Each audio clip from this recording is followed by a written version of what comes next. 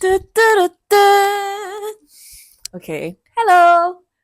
Um, konnichiwa, minasan. Konbanwa.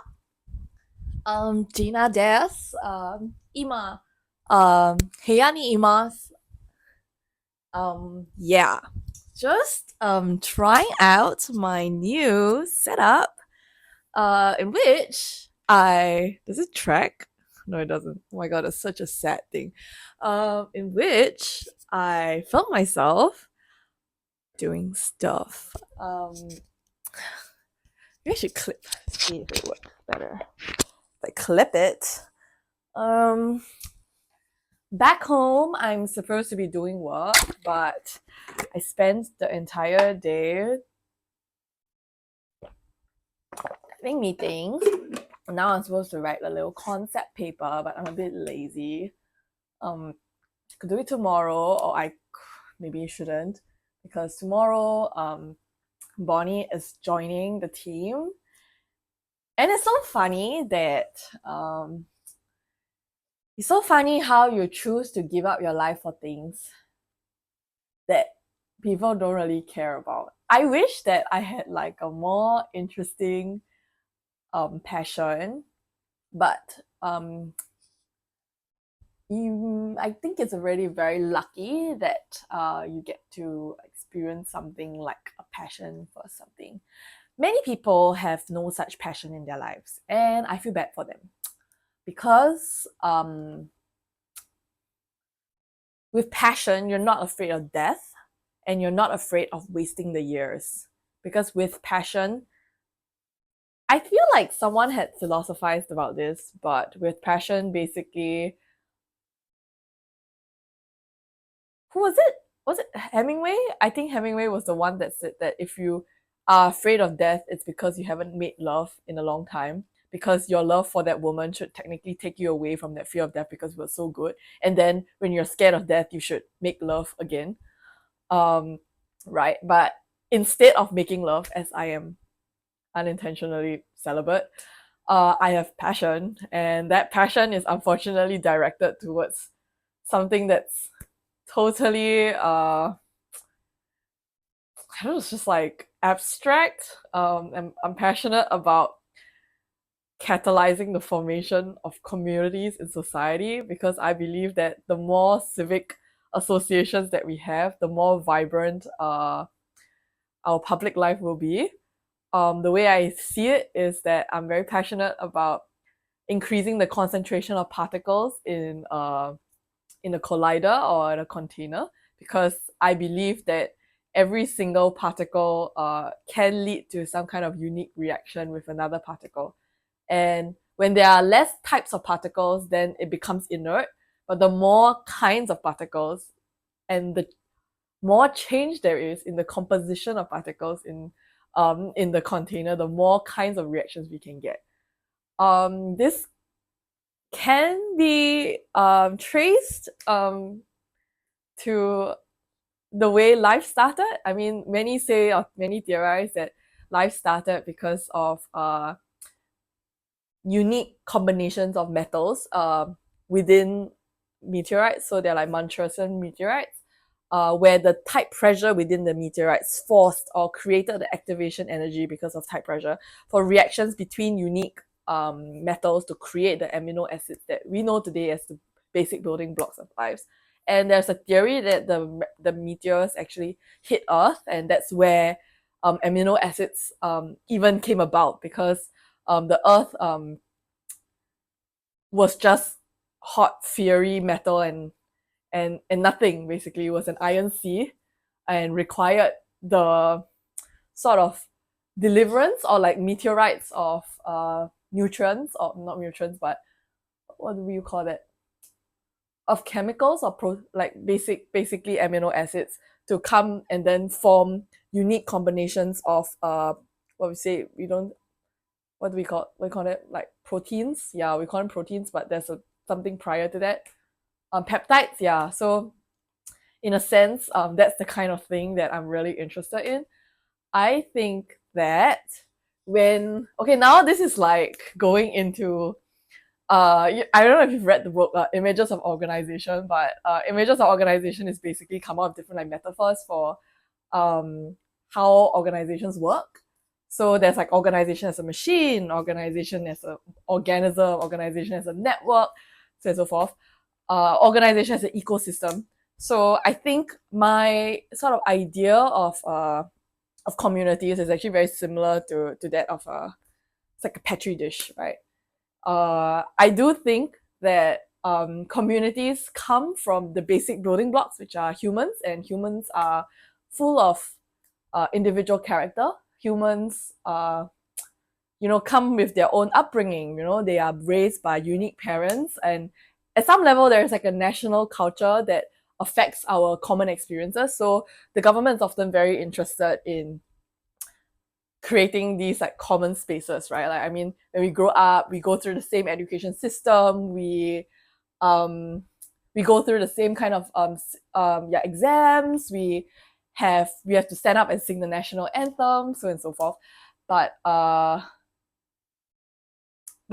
despite that, after our time outside of school or even within school, we find pockets of time to individuate ourselves.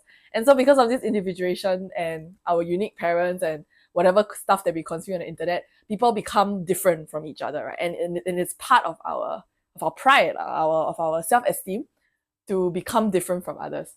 So you can think of like a society, it's like a pot where, like the beginning of the earth, where these little amino acids are like being bombed, like dropped into the soup, and over time these collisions form, and then there are some more stable combinations than others, and then they form longer peptide chains, and then they turn into proper organized systems that fight for their rights.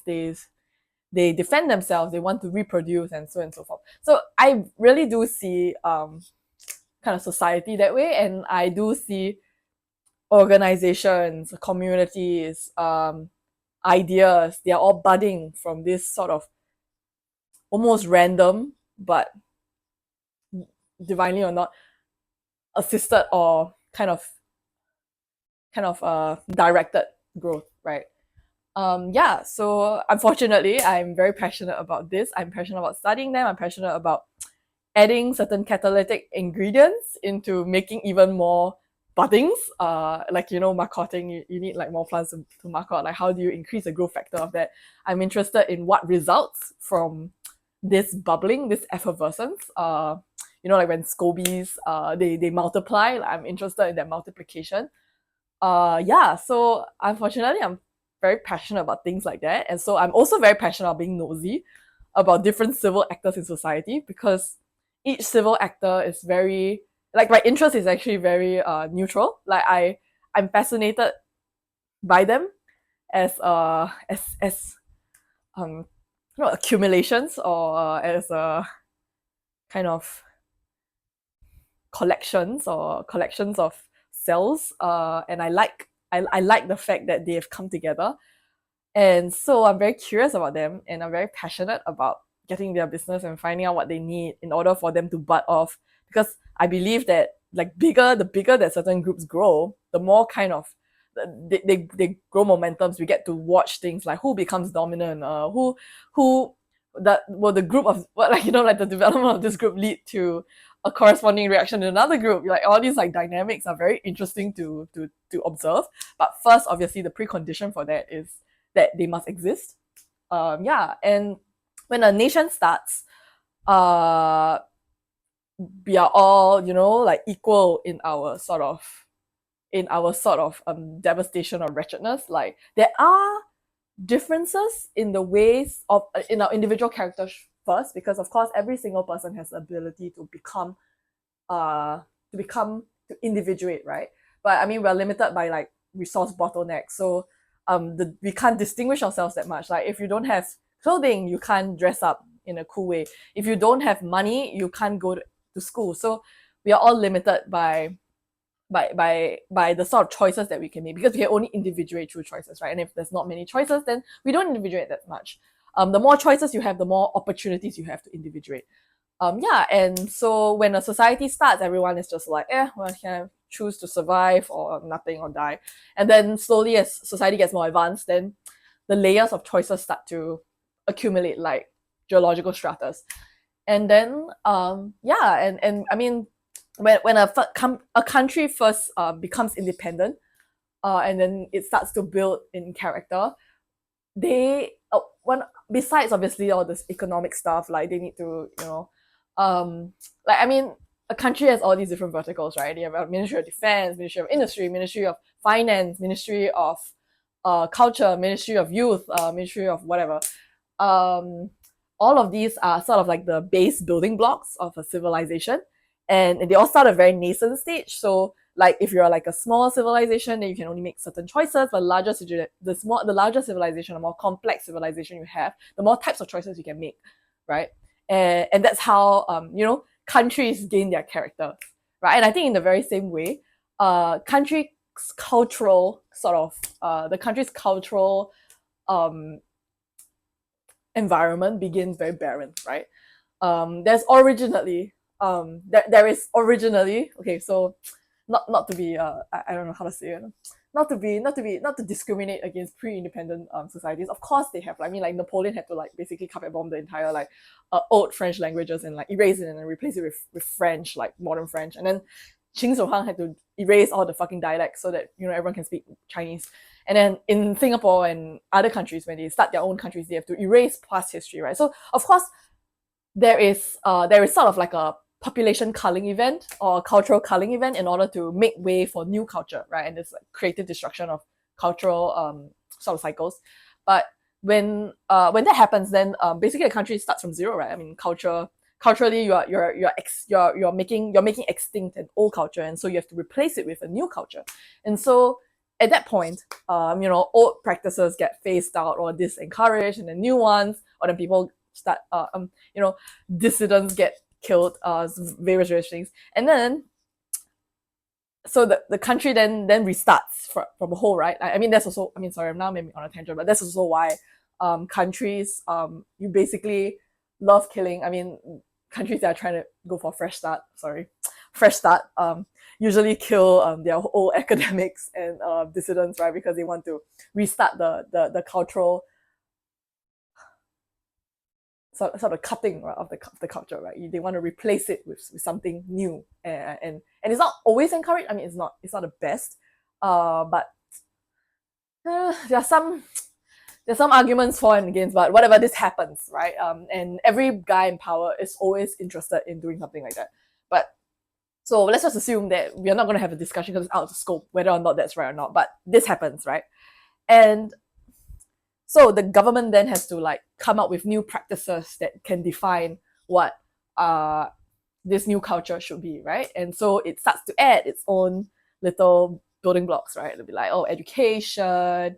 Oh, everyone should have a HDB. Everyone should, go to school. They should learn Chinese and English, blah blah blah. And these are all the basic building blocks, right? And as always, then countries that basically have no civilizational history, basically no documented civilizational history, like post-colonial countries, then they don't really have sort of an old history to speak of because everyone was sort of like a peasant. So in a sense, they had neither religion nor like basically they were all migrants, right? So if you were to look at or if you were to become naturalized in this newly created nation, then looking backwards into your ancestors would be another country's civilizational history. So there is no real civilizational history for a country that is mostly a melting pot of other countries, right? Or a country that is mostly about certain ideas or certain myths, right? I mean, like look at America, like the history only started like 300 years ago. I mean, it's not that much different. Whereas other countries like China can revive old histories, right? Like I mean, now with like Xi Jinping, you can look back into like Song Tang dynasty. So there is that kind of anchoring that makes it very hard to sort of make extinct, right? But for countries like Singapore, when we decide to let go of our past as a British trade port, or let go of our past as a Malayan trade port, we let go of our past, then we let it go, right? Because the stain of the civilization stain is not so strong, it's not so potent. So so on and so forth. So what happens then is that then once that foundation is done and there's a certain amount of choices that one can make, and with globalization, of course, there's an even bigger flourishing of choices. The question, it then leads to even more unique combinations of humans or lives to be formed, right? And I think that's really interesting. I mean, in a sense that now there are many different kinds of citizen actors. Government sometimes throws in, like, here's a policy or here's a scheme so that they can sort of create guardrails around the development of humans so that they can basically confirm a pipeline of a type of Singaporean or type of a resident in the nation in order to meet certain like supply demand kind of issues. But at the same time, even when they meet these supply demand issues, the sort of mutation, like the human individuality mutation, is just so strong that people still end up different, right? They still end up different in society.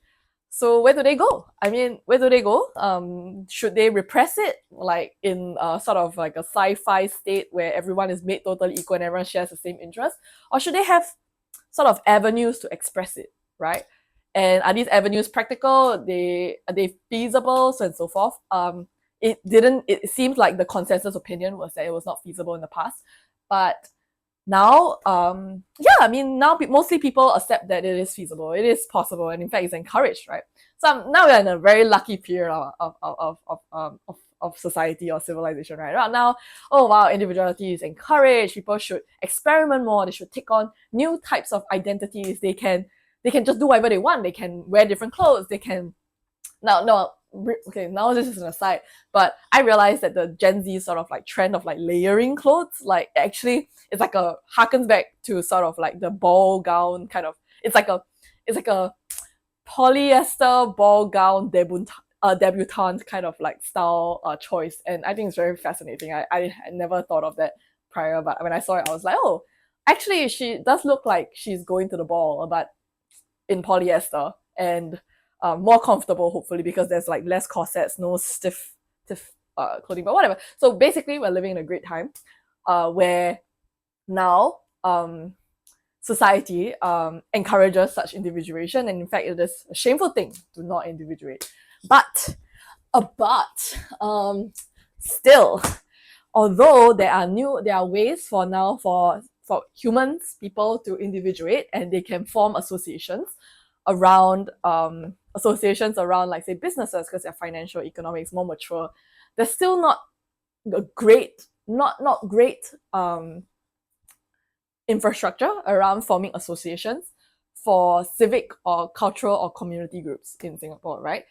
There are some reasons for that, I can imagine. I mean, in Alexis de Tocqueville's essay book on democracy, he says that the beginnings of democracy is actually from associations, right? It's when people come together to share their aims, and then they begin to campaign for their aims once they get certain kind of, basically they get certain kind of like momentum, and then these associations begin to broker sort of like deals with other communities to fight for their rights, and then an increasing amount of associations forms the first representative sort of like parliament, that sort of thing. And so maybe in Singapore this wasn't really encouraged because I don't know whether it was not really encouraged, but I think beginning when Singapore started, they were probably thinking more in terms of like the God mindset, which is like, oh shit, our society does not have the semblance of community because, well, fucking hell, everyone's fucking poor, so, and they're starting from nothing. So of course we need to inject sort of community into society, and that's why they created things like the PA, right? The PA was the original People's Association. They were the first sort of like community groups. Well, okay, maybe they weren't the first, but there probably were community groups, but because of the interest of rewriting cultural history, they created the PA, right? Assuming that there was a clean slate, but also I would say that I don't think there was like anyone in like the founding father generation that was like a community expert. So I imagine that they were just like, wow, shit, there were no community groups. Let us create like a association that manages that slay. So I mean, then again, there were like unions and stuff, but unions were a lot more economic. They weren't like mahjong party clubs, right? So I imagine that, I mean, this is my hypothesis. I could be totally wrong. But this is probably their hypothesis. They were like, let's just create a PN and like seed community and make them grow, you know? So that it was the way that sort of the first way that they were trying to kind of create infrastructure, right? But there's actually no infrastructure for, and then now, and okay, now and then with the democracy thing, I would say that PA, now this is a more cynical take, which is that these community organizations were then created to control the proliferation of ground up community groups, because I mean, this is a hypothesis, doesn't have to be correct, accurate, but I mean, it's convenient that the only infrastructure or the main infrastructure governing public life in Singapore is conveniently under the government, so it needs to pass certain like metrics, and then they have, and then in the PA they have like 6 million panels or councils or whatever to make sure and vet new community groups, right? So, but and so this is how they ensure that the community groups meet certain requirements, right? So I personally I don't think it was on purpose, but these are all just like legacy sort of like, so legacy institutions that were created at a time when community and culture was not a super important thing. Now, because community culture is often emergent from the fact that, as I explained, individuals can make new choices and therefore they're individuating even further, and therefore they need their own associations which they can form themselves. So what I'm saying now is that we are in a very interesting time, because I think Singaporeans have individuated enough that it's time to find catalytic agents to encourage the growth of these ground-up communities, and also support them to become associations in their own right, or associations as in community groups in their own right with legitimacy and support, right? And so that's what I'm really passionate about, right? I'm really passionate about not engineered or manufactured communities. I'm very passionate about supporting ground-up community groups, because I see them as like the beginnings of a democratic civil society. And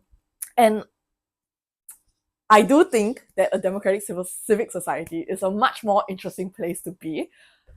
Whether or not it's more efficient is not my main concern. What I am concerned with is whether or not it's more interesting. Measured against other kinds of like social aims, I would say that it is not the most important to our survival. But now that we have some froth, I think, and that also our civilization is mature, hopefully enough, that it is time to enter this phase where we are supposed to encourage people who can take initiative to take more initiative, to form their own groups, to become more legitimate, to accumulate and bring people together. I think that's like really exciting for me. So I would say that that's kind of like my passion for now, because I think that this is a good time to start it, and it will become increasingly more important in the next few years, because, well, I think I had like a kind of like a realization. I don't know if realization is the right word, but I would say that when I watched American Factory, you know, the movie that the sort of documentary that was produced by Obama, the one about how a Chinese sort of like glass manufacturer like moved into like a town, an American town, and then there was like the clash of cultures from how the Chinese staff like imagined or thought about life, a way of life, and how the American staff like thought about a way of life. Like the American staff like had like they really struggled with this new idea of like efficiency and so on and so forth, because at some level it's like they as a civilization had matured enough such that the course of one's life had enough raw materials that each individual in the factory could individuate sufficiently enough that they needed time to explore or to feed these other parts of their lives, right? Whereas like the Chinese ones were a lot more content, not needing other sort of like substrates for their existence. And it may be a biased take, but I do think that it's accurate in the sense that the more you individuate, the more you need time for the parts that don't quite fit neatly into society's sort of grain, right? You simply can't exist as a full individual, at least in the majority of the time, if everything that is requested of you is only like 10 to 20% of your mind. So yeah, I will say that Singapore has matured enough that we now have a lot more individuals that actually want to step up and to contribute in a way that they want to. And now they need more support. So, and to become legitimate in their own form and fashion.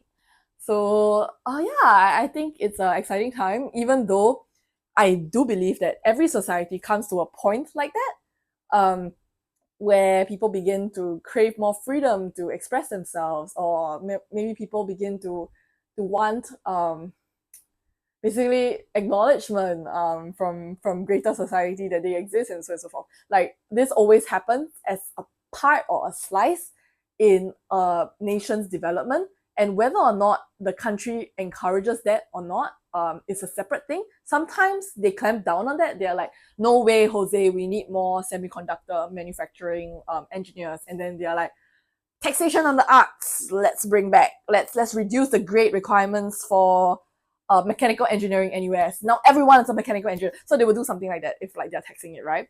But whether or not that's their intention, it doesn't really address the fact that supply of fully realized or potentially fully realized human beings is increasing because our society is maturing. And if that remains the government's sort of objective, then new civic institutions need to rise in order to meet this increasing demand, right? And so I would say that that's why I'm so passionate about places. I'm so passionate about places. I'm so passionate about civic infrastructure that is about meeting the demands of a rapidly individuating society. Because I really like humans. I really like knowing what they're up to. I really like seeing how they develop. I really like having access. So I'm firstly obviously a pervert. Yeah. So this is what I'm so passionate about, and it's almost like being a scientist. I mean, yeah, if you can tell from all the metaphors that I've used to describe myself, I really like seeing the way things develop. I really like seeing the way societies grow, like human societies grow. I also really like to do experiments on whether or not we can encourage certain types of growth. Most of all, I really like to see people happy and thriving. And for some reason, by our design, we are most happy when we get what we want. Ha ha ha. And what I really like is that now what we want is oftentimes related to how much we get to actualize our fullest or most truthful selves. That's why I like it. I like when the society is becoming more honest, and I want to encourage more people to become more honest, because when people become more honest, then you realize, oh, there are many different kinds of people, right? And even if you are not like a very different person, it is important that you acknowledge it. And then I think also when people individuate or they actualize or they begin to come more into a realization of who they really are, then society is more alive. People are more capable of like true relationships. Yeah, and I think it's wonderful. So, and I mean, obviously there are all these subsidiary benefits of having more community. Like people encounter each other more, people have sex more, the birth rate go up, people have more friends, stronger social net. But actually I would say that the sort of,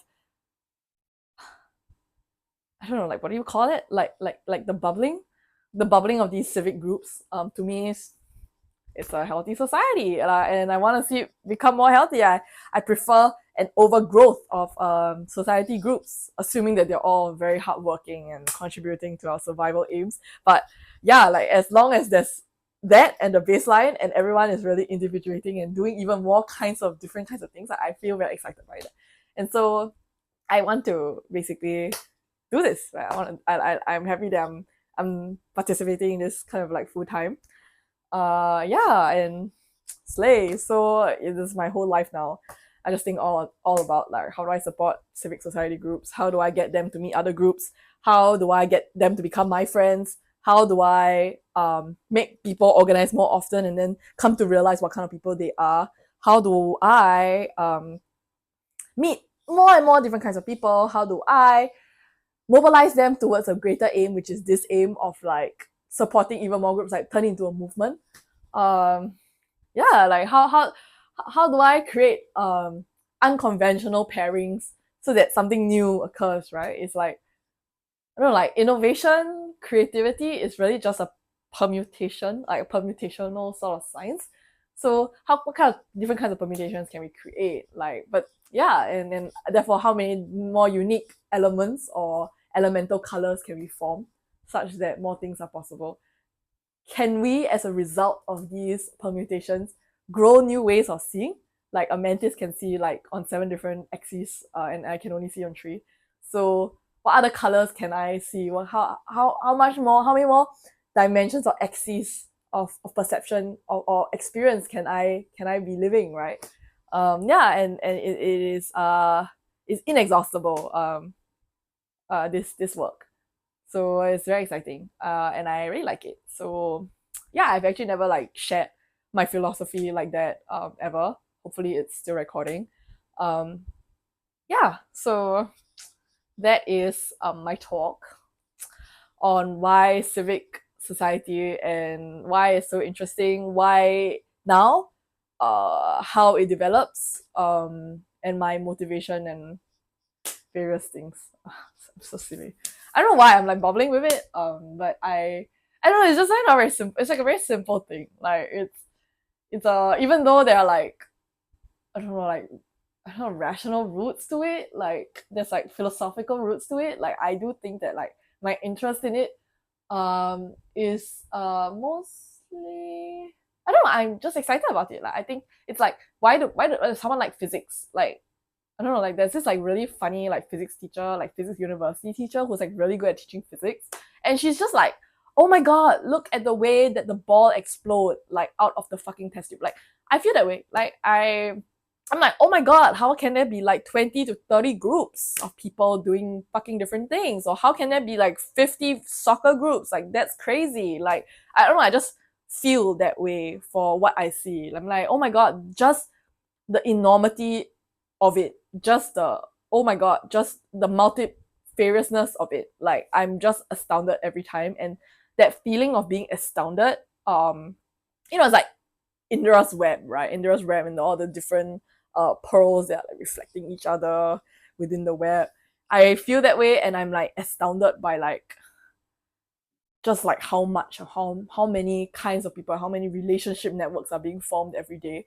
And it's that sense of like wonder that really makes me keep on going. Like I love it. I really love it. So I don't know, it's just like, oh dude, like it's hard to explain. Like I'm really like not super interested in myself anymore. Like I feel that like my interest is very much in other people. Like I feel that the world is a lot more interesting than whatever I have going on inside. I will say that I am a lot more identified with I'm a lot more identified with the people I'm interested in now, which turns out to be a fabric of many like a beaded weave of many different types of people. And I identify with the weave, right? I identify with the colors, the way that they relate to each other. Like I identify with that rather than myself. I know it does take a weird kind of person to be identified with the weave rather than identify with themselves, but I unfortunately am someone like that now. So yeah, like I don't know, dude. Like the shit slays. Like I have no complaints. Like I'm very happy to keep on doing this. I am passionate. I'm weird. Yeah. I don't know if I'm interested in like yeah. I'm not. I don't know if I'm like a like a poker like make it move, but I'm definitely interested in giving. It's like if the ants are asking for food, yeah, give it food, like slay, like go on, like and I think it's that kind of like fascination or curiosity about like what will happen next. Like I'm definitely very interested in what happens next. Like even if I've seen it like 6 million times, like what happens next, I'm like, whoa, that shit's crazy. Like I can't believe what happens next is almost the same as what happened before, but it's slightly different, and that's crazy. And I don't think I've like it's like when I ask someone like why are you like fishing so much, and then they were like, I love fishing because I never know what's gonna come out. Even I'm like, but it's like 80 fishes you know, at the East Coast Pier, like surely you know. But it's like, but you don't know the next one. And I'm like, but he's totally right. Like, I don't know the next one. You know, I don't know who I'm going to encounter next. I don't know. Like, and I think that sort of curiosity even about like the next is actually, I think, what makes up sort of this dogged need to know, like that dogged sort of persistent desire to keep on working for the next step, for the next corner. And I think everyone has to be interested in something like that. Some people are interested in that because maybe research gives them that research gives them that feeling, right? I mean, passion is something that allows your days to turn circular. Like a dog can do the same thing every day because their days are circular, right? They wake up and then they die. They die and they sleep at night and then they wake up again and they're like, whoa, the day rocks. Yeah, and in a sense, everyone has something like that. That there's something in the world that you see that somehow is different every single time you do it. And so you are able to go on doing it, right? It's like something is endlessly fascinating to you. Your lover is endlessly fascinating to you. I don't know if I'll ever feel that way with someone, but someone is endlessly, I mean, I have, yeah. It's like something is endlessly fascinating to you and you have to continue doing it because it's endlessly fascinating. Yeah, and I think that when something's endlessly fascinating to you, you don't think so much about the future because even tomorrow is really exciting. And just like that, like when Akira Kurosawa was like, when you climb a mountain, like he was like saying about artists, like artists should not look at the peak, like they don't want to finish things anymore. They should just take it step by step and finish the things. But and then there's like they're saying, right, when we want to climb a mountain, you can't look at the peak, you have to take it step by step. And there has to be something that makes you feel like every step is really interesting. And if you find that something, then you should continue doing it because it means that for some reason, this thing that you are like doing seems to like motivate you on like a process level that you generally don't feel about other things. Yeah. So I would say that's my take. I don't know if like passions, like this passion will last. I think that like passions come and go. Obviously, sometimes you feel like you've hit like bedrock, like there's nothing left to excavate, right? And then I guess that's when you feel lost, right? But until then, you can't think so much. You just have to be lucky to find something that you want to keep on doing on and on, that you don't want to give up on. Yeah, and that's sort of my sort of take on this entire situation.